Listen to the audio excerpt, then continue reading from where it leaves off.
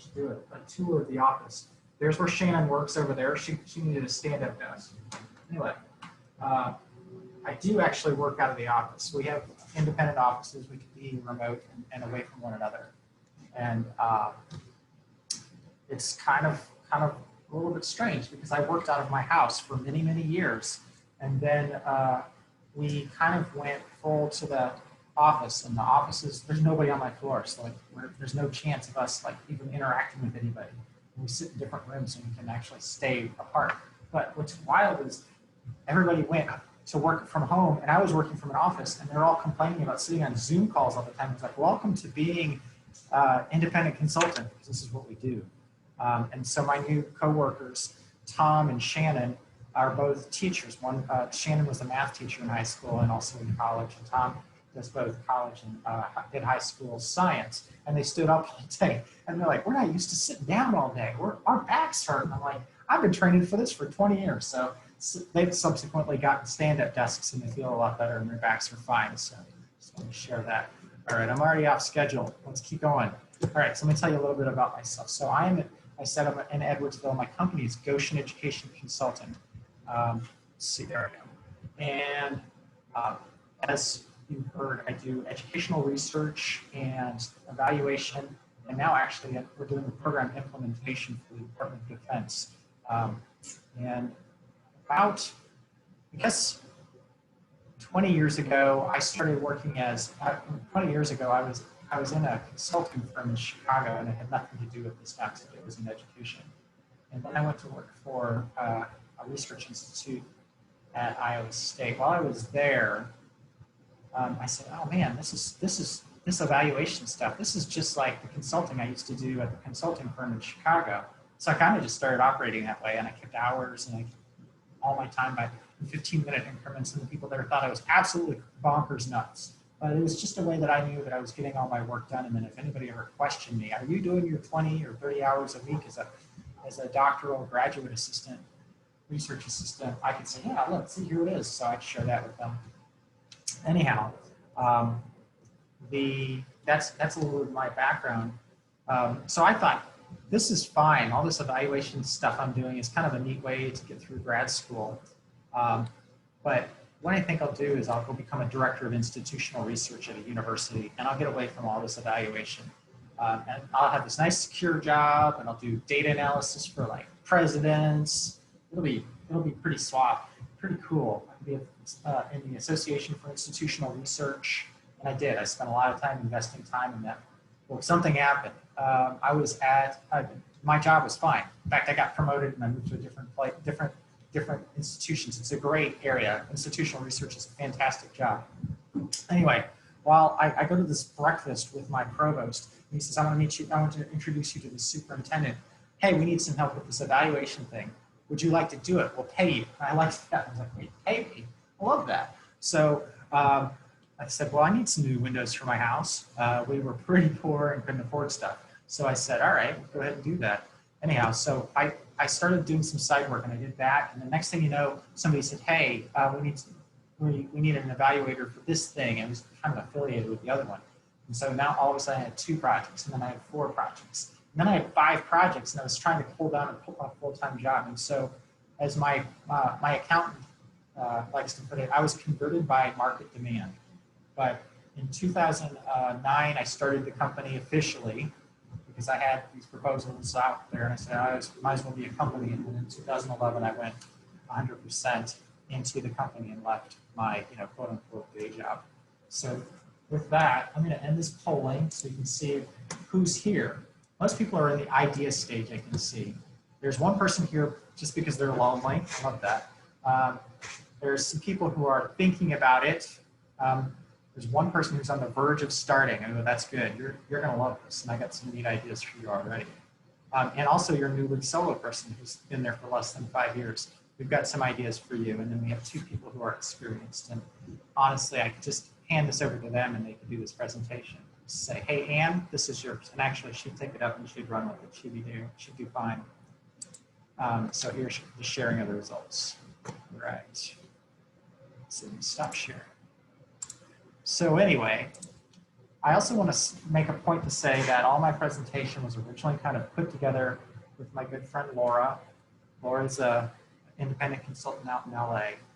And that we should also point out that Gail Barrington originally did all these workshops. She handed her material over to her, and a lot of what I'm doing today was based upon her work. We have a little plug to her, Consulting Startup Management. You can purchase this book on Amazon. It was like listed for like 180 bucks or some ridiculous amount recently, and we talked them down, and so now it's back to a reasonable price. It's not, I think it's like 30 or 40 bucks. I don't remember the price right now.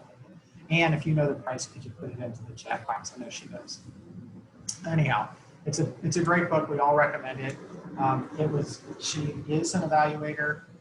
She's from Canada. She's Canadian Evaluation Association and the American Evaluation Association. And she did 20 years of workshops, just like what I'm doing today. Most of them were 6 hours in length. We're only going to cover about an hour today. And she took all these ideas and she put it in the book. And so it's a great reference for all of us. So highly recommended. I do also want to do one more self-serving plug. Actually, my first self-serving plug of the night. I'm sure I'll have a couple more.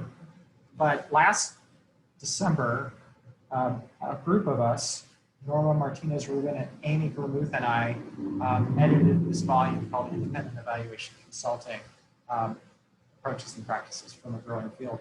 And it is a series of different articles all about independent consulting. And this is the stuff that I wish I had when I first started. I actually found the 2005 volume that was from before. And so this was the 2019 kind of updated volume. And so maybe we should start now so we can have one in 2029 because it takes a couple years to get these things out. I did share with you ahead of time, if you registered a couple days ago, I did share that article from Amy Vermouth, Succeeding as an Independent Evaluation Consultant, Requisite Skills and Attributes. I'm going to touch on it a little bit today. There's some quotes from there, from her article, but I think it's a great primer for what we're talking about today. And I'll remind you about this at the end of the session. If you're interested in hearing from Amy herself, and she's a lot more funny than me because she has cats in her slides. She also has a guinea pig, and she promised that she's going to have the fly from, and she'll incorporate this into independent consulting somehow. I don't know how she'll do it. She's amazing that way. She's going to incorporate the fly from Pence's hair yesterday into an independent consulting session. It's free, so it's worth the money, but I'm just telling you, the time will be well spent on your part. I also highlighted my article in here, Applying Business Management Approaches to Independent Evaluation Consulting. And I also want to point out, Chapter 7 is by our colleague, Ann Webb Price, and her friend Susan Wolf. They co-wrote that article. So Ann Price is in your local affiliate, and she's fantastic. You should read her article and learn lots of things. Some other things in there that I want to point out is there was a article in there from Stephanie Evergreen and Nina Sabar. Everybody gets excited about Stephanie Evergreen. Branding for the independent consultant. It's definitely worth your time to read that. I actually think one of the best articles in all of here, and I was a total surprise to me. I had to edit this chapter. It's from Niles Young and Svetlana Negrestrueva, the international evaluation chapter, which is chapter 10. It gives you like play-by-play how you start an evaluation, independent evaluation consulting practice for international evaluation. It's like how you do it. And I was like, I don't want to do it, but man, if I did, I'd know what to do. It's perfect. If you're thinking about consulting as your second career, this is the chapter 12. That's written by Gail Barrington. It's a fantastic chapter as well. I don't want to take anything away from Rita and Stephen and Leah. These other articles, they're all great. So let's see, what are we going to learn about today? We're going to talk about some consultant attributes. We're going to look at some of the responses from the independent consultants who completed a survey in 2015. It's also one of the chapters. We're going to talk about niche and how to identify a niche, i.e., your target market, who you're going to focus on. All right. let's see, and I did this one already. In that Germuth article, we talk about what's a consultant. She talks about benefits and drawbacks of independent consulting. And some consulting skills. So some of those things are marketing.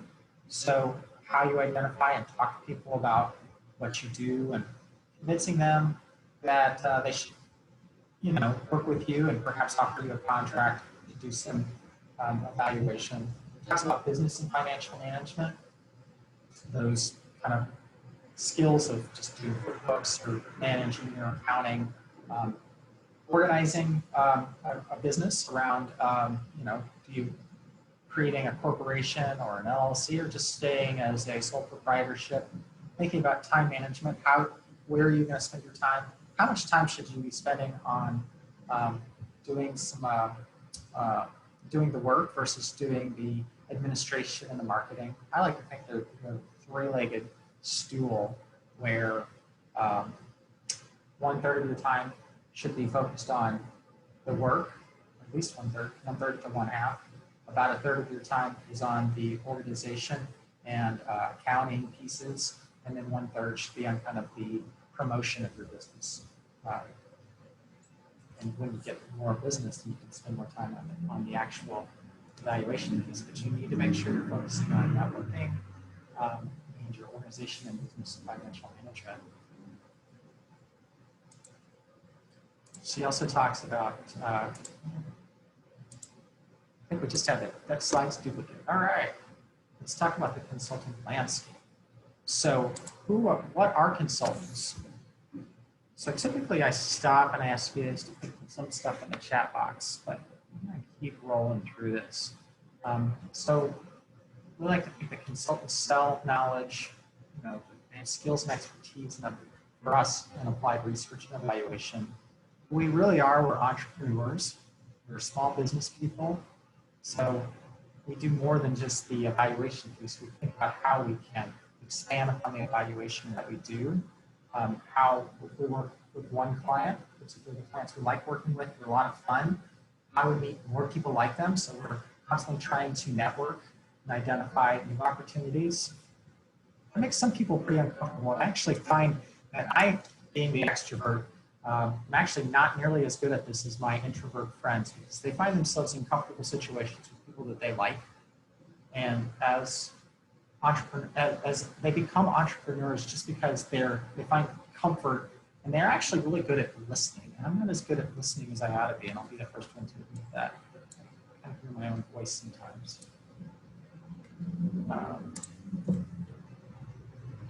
We like to say that management consulting is one of the fastest growing industries over the last decade. In Hale's book, she talks about how consulting was scheduled to increase by 83% over the next decade. Well, the book was written 10 years ago, and nobody's ever done the repeat research to figure out whether or not that's in fact the case. But I can say that the independent consulting topical interest group, or what we call the ICTIG, has ranged in size from about 578 people to up to about 1,500 in 2013. And right now, we usually sit around 1,000 people.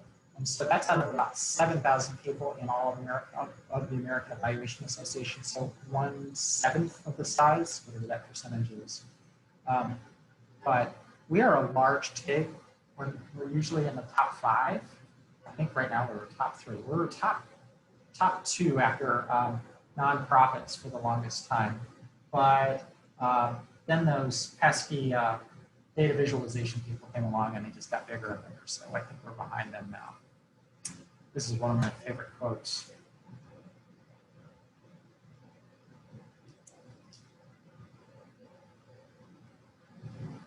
Yes, you can have some long work weeks doing what we do. I was putting together, not this presentation, but a whole other presentation about independent consulting last night until midnight. Now, I'm also leaving tomorrow to go to for a 4-day weekend, and I feel guilty about this, to be honest with you. I have 2 staff members and a grad assistant, and I kind of sprung it on them. And I said, I'm not going to do this in the future, but I can spring things on people. That's the awesomeness about being an independent consultant. I don't suggest that. I think that's not a really great practice, but it is nice I work pretty hard, and so I get a chance to take off and do some vacation from time to time. So we're the family. We're all going to go down to a house. We rented the house down on a lake in Missouri, Lake of the Ozarks, if anybody's familiar. Here's another one.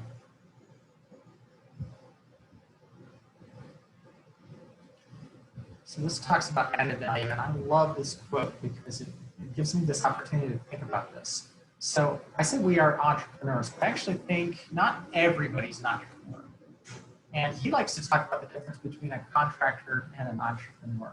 So a contractor is a person who provides what a client wants. Frequently, we have evaluation RFPs that come out, and it says, here's what the evaluator will do. That, my friends, is a contractor. Now, I don't generally work with those types of projects because I like to write my evaluation plan out. I like people to come to me and say, oh, I need an evaluator. And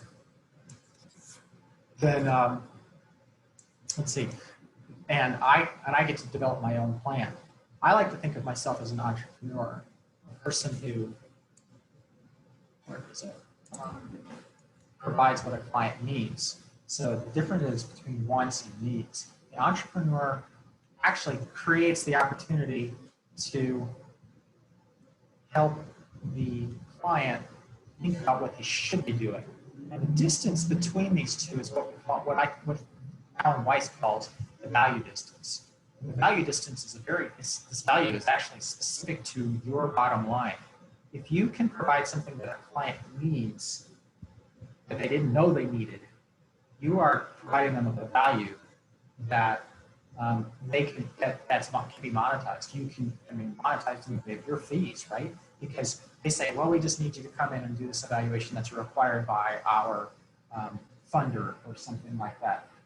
And here's $5,000. Well, that's a great way to start with a client, but if you can show them what you're able to do for them in the way of creating dashboards or different types of data visualizations, then you're helping them understand what they might need that's additional to what they contracted you for.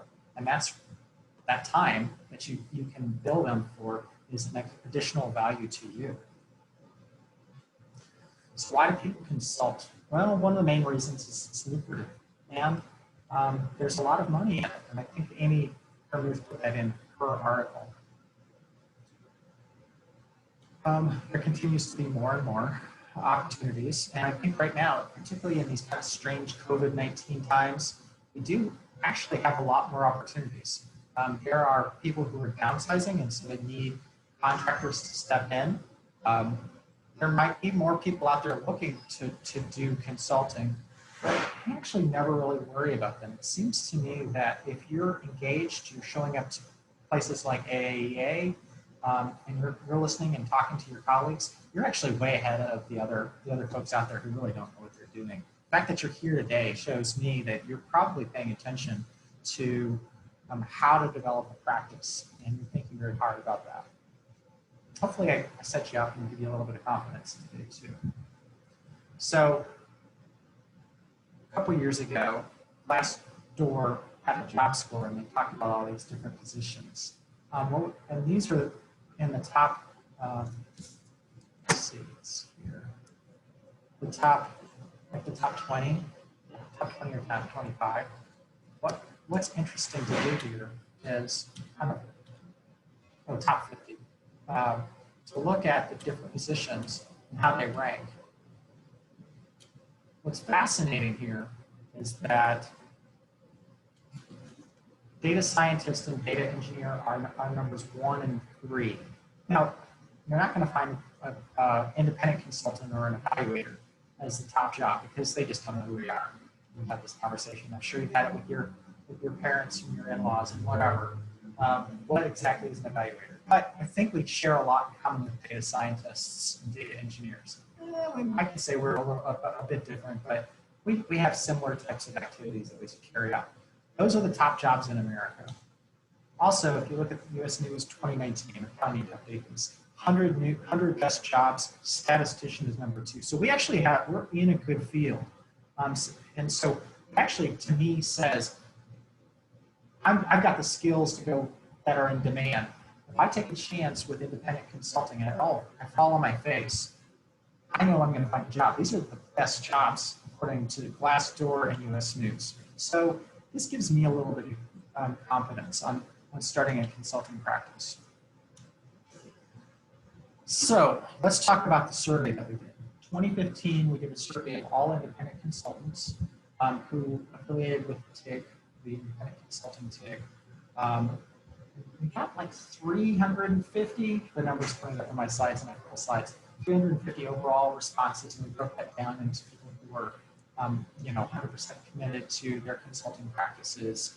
And so we then further broke that up and found there are 17 full-time new consultants without staff who were in their first 4 years of practice, or first 5 years of practice. They were between 0 and 4 years of practice. So here's some things that we found out about them. So let's see if you fit any of these demographics.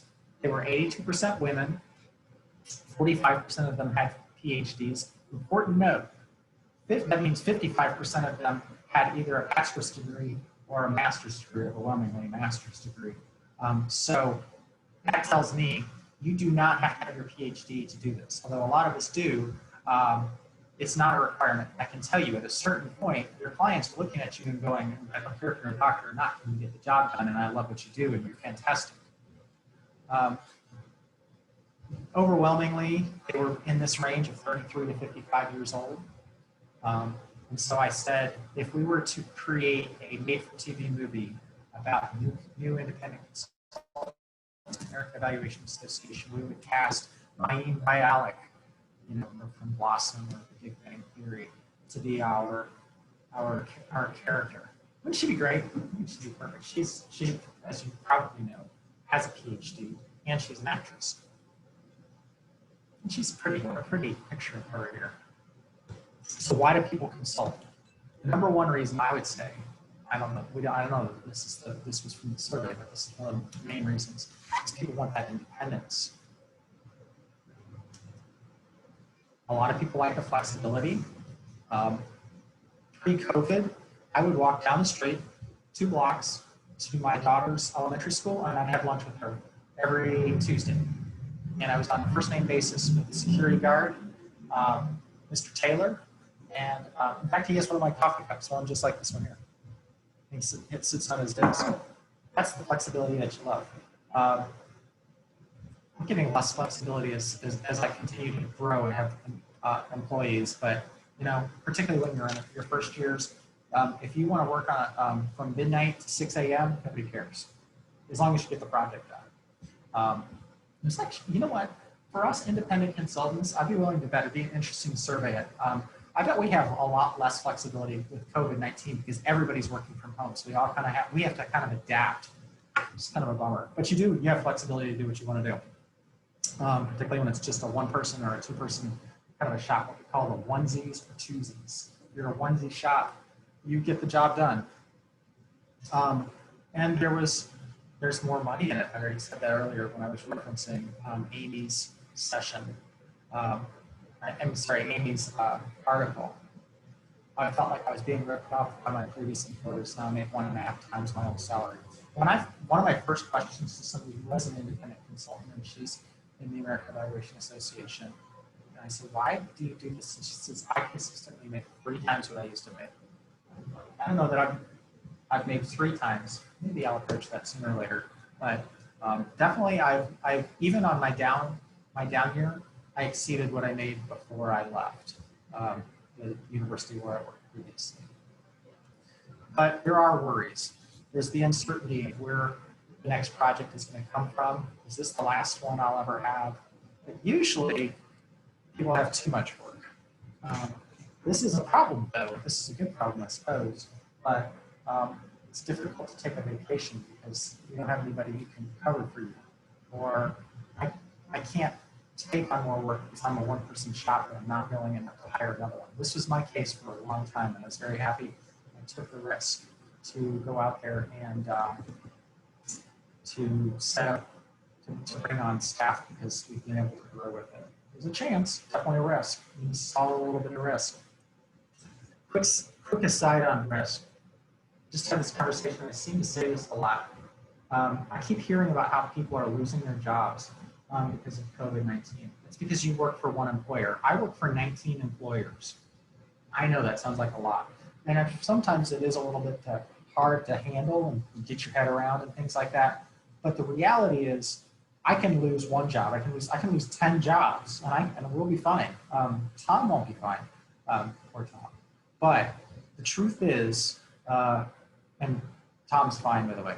Nothing's going to happen to Tom. He's in great shape. But I have a lot less uncertainty because I have several people I'm working for. I've spread my risk out over 19 different projects. And so I had one project that just kind of like turned into a dud this year. It's just like they just stopped doing their work. And so they're no longer getting money from the National Science Foundation. So I'm not getting paid from them. I told that it's like I wrote them off. No big deal. We're just going to keep moving because we've got more things to worry about. The other thing that causes people worry is the marketing and the soft skills. And I get it. It's totally rational. How do I go out and sell my stuff? Like used car salesman, like, hey, why don't you come over here and sign this contract? Usually isn't that hard. You find yourself, just like you do with your colleagues in the American Evaluation Association or AAEA or from eEasel, just talking and hanging out and doing the things that we do as professional colleagues, except you're talking about how you might be able to help somebody with their work. Usually, the best way to do marketing is just to listen to what they have to say and let them do the talking. And frequently, you have a meeting with them and you're talking with them. They often talk themselves into how they're going to work with you. And that's the secret to good marketing is it's really not about like selling. It's about just being a human being with other people. So one of the things that I thought was fascinating, and this is the thing that this was the number one thing I wanted to learn from our survey, was how much money can I expect to make? Is this totally rational? And I imagine, at least if I were you, well, 10 years, if I go back 10 years ago and I was sitting at this session, this would be the number one slide I'd be looking at, and the next slides too, because I wanted to know that it was totally possible. That you can tell me other people are making this happen. So here's the big finding. In median, not on average, but on median, the revenue range at the start is between 40,000 and 97,000 for our brand new consultants. The median was 75,000. So it's totally possible. If you feel, I mean, that is if you feel like you can live off $75,000 a year. I can make any assumptions, but I think most of us can make it happen. Now, what's even more interesting is over time it gets better. So when we asked our other 104 independent consultants who only had one person in their practice, they didn't have multiple people, what kind of revenue they were bringing in, we saw it went up to about 123,000 after 5 years, and then after 10 years we were at about 142,000, which held about the same. We don't have that piece in this slide. But after 20 years, it went down. So usually we kind of looked into this, and we don't have any like hard data on this, but most of us think it's because after 20 years, people get more selective and they do what they want to do. Again, that's the awesome thing about being in the independent consulting business. You get more selective. You're really good at what you do after 20 years, I hope anyway, and you get that opportunity to be more selective. I only want to work with this type of project, the types of projects that fill me up. I'm no longer taking everything that walks in the door. Okay, so do I have what it takes? I gave you guys ahead of time a getting started with consulting worksheet to fill out. I'm not going to take time for you to fill this out because we only have an hour and we're like what, 7:06 right now. But I think you should be able to see it here. Put it on that same screen. Here's the types of questions that are in there. I'm going to ask a poll in just a second. But these are the sorts of things that we believe, or at least the author, I think that is cited in here, that Gail borrowed this from, believes are the types of characteristics and values you need to have to be able to be an independent consultant. And that's a good way to just kind of give a little self-reflection. So do I have that intellectual capacity to provide advice? Do I have the endurance? The type of core values? Am I able to just stand, do I have like some substance to myself? Can I handle periods of isolation? So, this is the sort of thing that gives you a little bit of reflection. Do I know what skills I am selling, right? Do I know what I'm doing? So with that, knowing that not all of you have completed this, I'm going to ask the question about Moxie. I call this the Moxie. This is totally me. I didn't even ask Gail for her permission. Where are you on the Moxie spectrum? Based upon the things we've said, even forgetting that you didn't even look at this poll, where are you on this spectrum of, I am out of here, no way, to sign me up, I love a good challenge?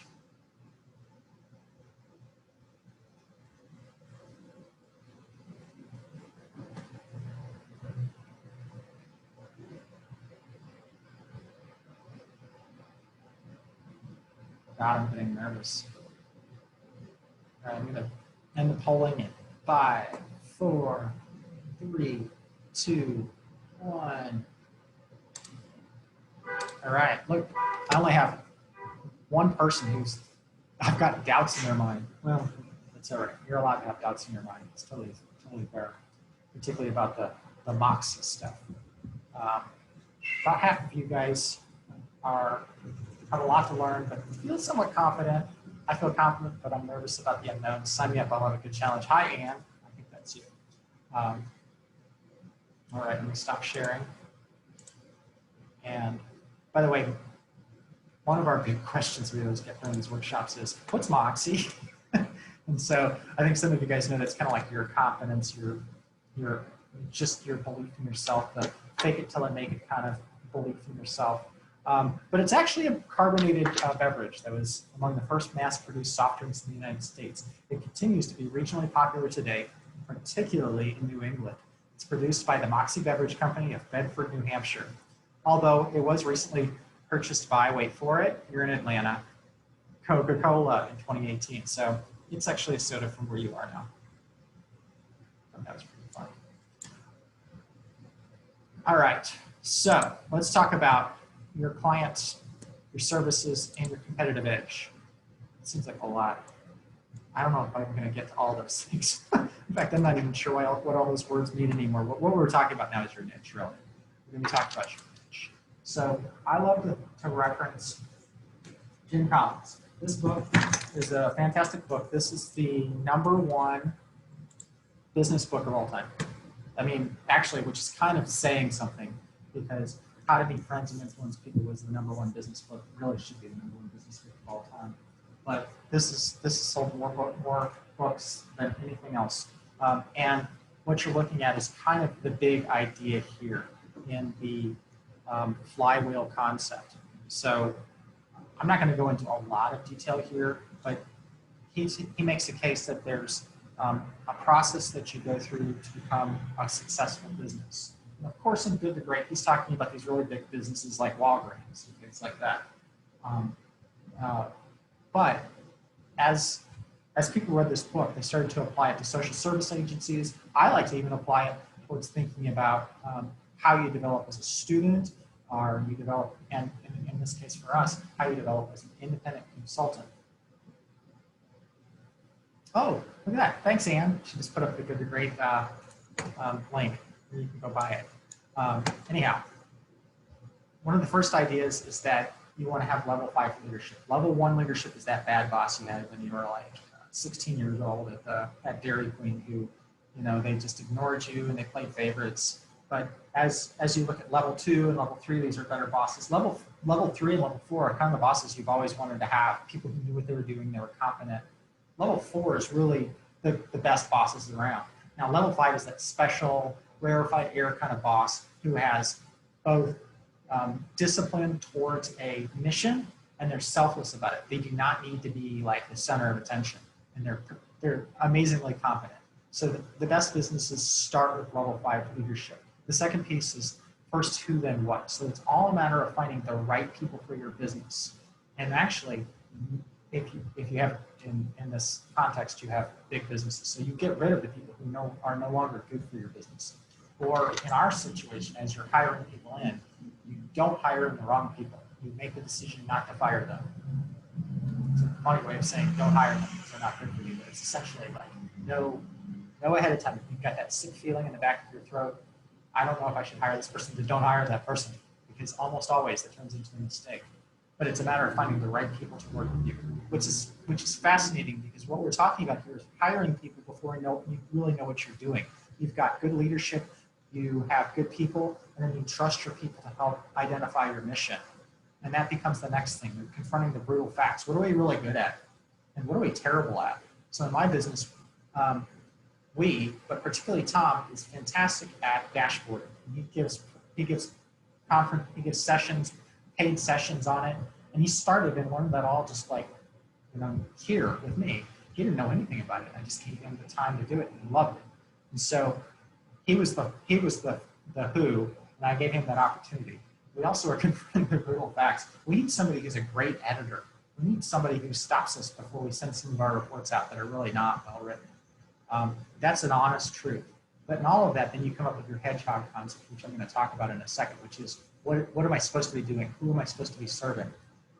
And then from your hedgehog concept, you start focusing and keeping that culture of discipline. You know what you're supposed to be doing, and you don't veer from the facts. You don't veer from your focus. And then, and really only after you've done all those other things, you start finding ways to accelerate your business. So that's why I don't have, still to this day, if you can believe it, I don't have a Twitter account. I don't try and sell through Twitter. In some ways, if I get one, it's going to be more just to connect with my evaluation colleagues than it is about me as a Goshen education consulting. Although we do have a pretty large project that got started up to support military connected kiddos in STEM camps, and so we are summer STEM camps. And so we do have a Twitter whole feed now, and so I haven't even figured out how to follow it, but my project director is working on that. So I trust it's going well. She says she has 3 followers. It started yesterday, so I guess I should probably learn more about it. So what's this hedgehog concept I'm talking about? So a hedgehog is, forgetting Sonic the Hedgehog. Okay, Sonic the Hedgehog is this very fast cartoon. My son, when I explained this to him, told me I was wrong. Sonic is very fast. But hedgehogs are actually very slow-moving, purposeful creatures who move in a very determined way. And this hedgehog concept is actually used as a reference in comparison to a fox. So Isaiah Berlin wrote a poem, or I'm sorry, an essay called The Hedgehog and the Fox. And he references Greek poet Archilochus, who says the fox knows many things, but the hedgehog knows one big thing. So when a hedgehog moves along, it moves directly and slowly, and if it gets attacked, he knows how to curl up and protect himself, whereas the fox darts around without purpose. So that is kind of what we're talking about when we talk about this, the hedgehog concept. This is the second most important slide of the entire presentation. I guarantee you, and it's one of the big revelations from the book. So this is the thing that I love to talk about, and it's so appropriate. When you're looking to see what you want to do with an independent consulting practice, you need to be thinking about these 3 things. Where does your passion lie? What do you like? What do you love? What do you wake up thinking about? What do you want to do day after day after day? I mean, obviously, you're not going to do the exact same thing. You're going to grow and mature, and you're going to meet new people, and it's going to be better as you go along. Also, what are you really good at? What is something that you can beat other people out with, that when your product is compared to someone else, oh my God, Matt, that's amazing. What is that thing? And what drives your economic engines? Where's the money? Who's funding this? So I like to think about 3 different characters that don't fit the center. There's the hopeless art student. That's somebody who loves to do art, who goes away and gets a degree in art, but they're really not that good at it, right? And there's really no money in it, so they're only fitting the passion piece of it. Or maybe they're good at it, there's no money. So that's the hopeless art student. Then there's the history education evaluator. So I'm in an education evaluation business. And a lot of what we do right now is STEM, science, technology, engineering, and math. And with STEM, you have just a lot of opportunities. But once upon a time, there was Teaching American History grants from the US Department of Education, and a lot of my colleagues had them. Now, I love history. I can name every president from George Washington to the guy in office right now. And I just think this is fascinating. I wish I had gotten into those grants. Well, if I were to specialize in teaching American history grants, I would be out of business right now because I would have had to evolve. So in this situation, I could be really passionate about it and I could be fantastically great at it, but I would not have the economic engines taken care of. Finally, we have the corporate lawyer, or the person with the golden handcuffs. It's somebody who's really good at something and has there's a lot of money in that industry, but they lost the passion. There was a book put out this, and it was on NPR, and I'll use the acronym, but this is the actual title of the book. It's just called BS Jobs. And the number one BS jobs that people really hate, is corporate lawyer. It's people who just lost their passion, but they can't stop doing it because their family has learned to depend on their incomes. So they are really great at it. They have a very specialized skill that drives their economic engines. But driving it back home to us, where is your passion? What are you really good at? And where's the money? So when you take this hedgehog concept and you put it to the flywheel, you need to take that and think about focusing your attention. So a flywheel in this book by Jim Collins is this mechanical device. It's about rotational energy. It's in your car. Your car keeps moving because of it. I don't understand it. I mean, I've had people try to explain it to me. But what I do understand are Ferris wheels. So I live in Illinois, and we have Navy Pier. And on Navy Pier, my wife and I, when we go there, we always ride the Navy Pier Ferris wheel. And so I think about if that Ferris wheel didn't have the motor, and the motor was in fact me as an independent consultant, and my value, the value of my business, is related to the amount of energy I can put into rotating that wheel. And the faster that wheel goes, the more successful I am, and however you want to define successful. Perhaps it's money, perhaps it's projects or fame or whatever. But if you apply pressure to that wheel, it will begin to spin very slowly at first. Now, if you don't apply it consistently, and you start looking to the left, you start pushing to the right, you start pushing in the wrong direction, the flywheel will stop. But if you continue to put pressure on it, it will start to go faster. And if you keep showing up day after day, and you continue to rotate that thing, it will continue to go, and it will continue to go, and sooner or later, it will go on its own. That is the whole idea. You need to focus your attention. Stop before everybody goes into shock and your eyes turn backwards. That is the whole idea around the niche. You find a niche, you stay focused on your niche, and that niche needs to be something you enjoy, obviously, where there's money, and you're good at something. Those are the three overlapping circles in that idea. Mickey Bowman wrote this, and I love this. And this is totally about niche. The no. You have to learn to say no to stay focused. Otherwise, you're pushing in the wrong direction on that Ferris wheel.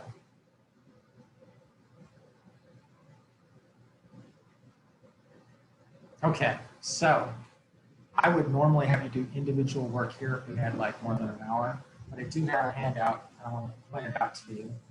I think it's here. You should be able to see it. This is about the hedgehog concept. So if you have the time to do this on your own. Particularly if you're interested in thinking about what your niche should and could be.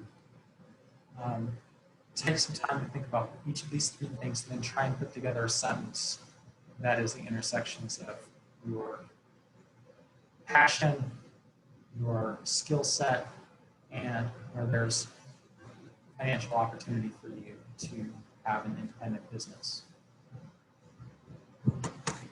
All right, I'm gonna do some more polling.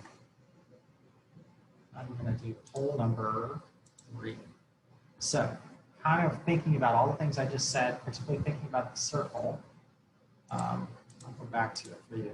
No, let's not do that. You guys are going to go crazy on me. Thinking about this, I'm going to ask you, how well do you know your niche? I think relaunching polling. I'm going to continue. Um, did I put it in? Okay, now it's going there. So how well do you guys know your niche? Just thinking about this. If you guys all put no clue, it's fine because I didn't really give you a chance to go through the worksheet.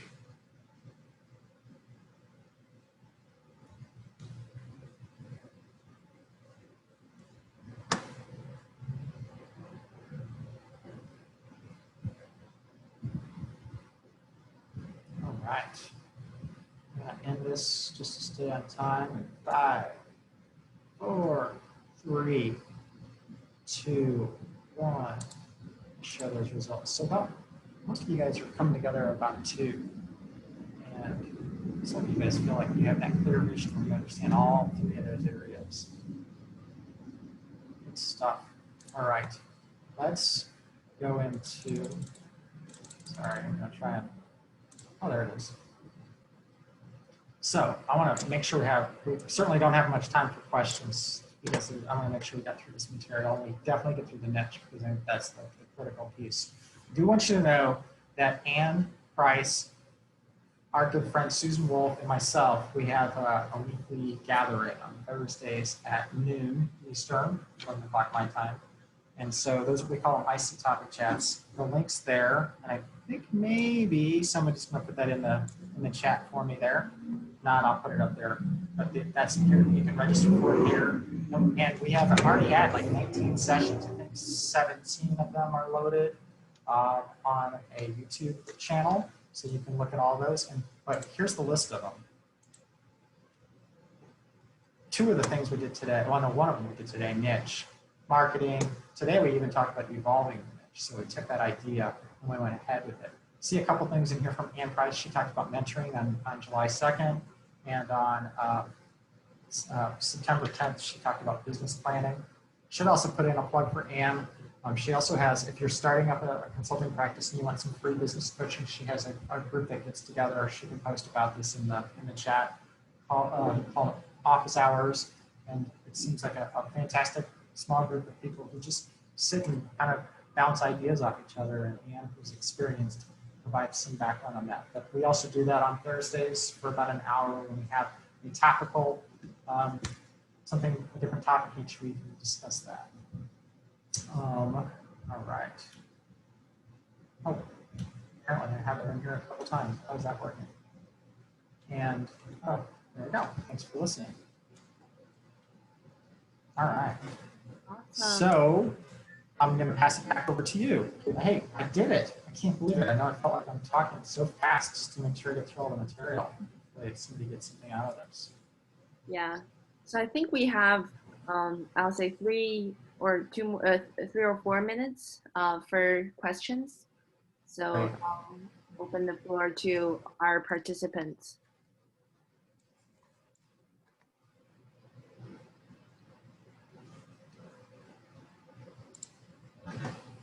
Yes, so the YouTube links in the IC topic chat recordings, I can include them into the recording email that I will send tomorrow as well. And they're right here. That's the same thing from the slide. Mm-hmm. Oh, Linda's here. Hi, Linda. She was part of us today at Thursday, our Thursday's chat too. She always goes for a walk. We're always jealous. Yeah. Does anyone have any questions?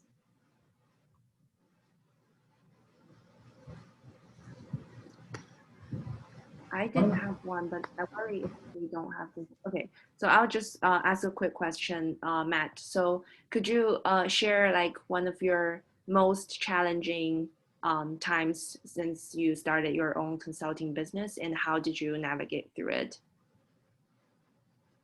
I'm gonna narrow in on the early one. When I first started my consulting practice, I had 5 projects. And 4 of them were math and science partnership grants, and 1 of them was another U.S. Department of Education grant. It's all from the U.S. Department of Education. And it was scary to me because in year 2, after I had gone through a full year of work, the statewide evaluator decided she wanted to be the evaluator for all grants. And so they were writing she was writing herself in as both local and state evaluation, and for some reason the state bought into it, and they completely wrote me out of opportunities going forward. And I thought, how am I going to continue to do this? And my big lesson learned there was diversify your revenue opportunities. So stay within your niche, find a way to do different things for different types of people. So I no longer put kind of like, don't put all your eggs in one basket, right? Make sure you have several different baskets and kind of spread it around. Because I got very nervous that all my projects were going to come to an end and I wouldn't have anything left to do. And I'd be out of a job. So that was my big finding there. Was definitely diversify your revenue. So Simone here asked another question. How did you juggle working full-time and starting your consulting business? It was tough.